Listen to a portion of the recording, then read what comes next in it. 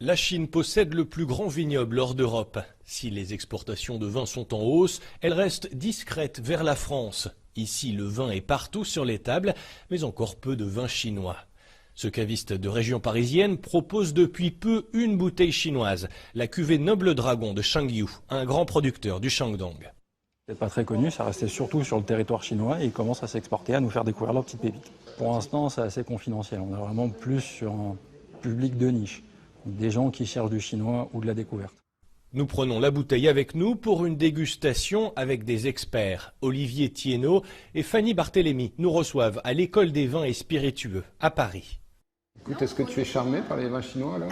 Donc un premier nez assez charmeur, on est sur le fruit noir, la mûre, la myrtille. Et au niveau du second nez, beaucoup d'épices, le côté des épices un peu chaudes, la vanille. En bouche, peut-être qu'on s'éloigne un petit peu des bouches européennes, avec quelque chose un peu riche, un petit manque d'acidité. En revanche, ça plaira à pas mal de palais parce qu'on n'a pas quelque chose de très tannique. Donc assez rond, assez soyeux. Donc je dirais que le vin passe le test. Test plutôt réussi donc, mais qu'en est-il des plus petits producteurs de Chine, notamment ceux du Ningxia et du Yunnan?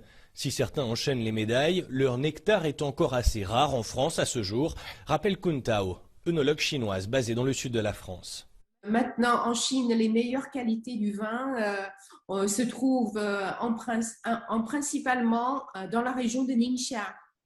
Et puis, dans le sud-ouest, à Yunnan, on trouve aussi du très, très bon vin. Donc, de plus en plus de producteurs indépendants en Chine.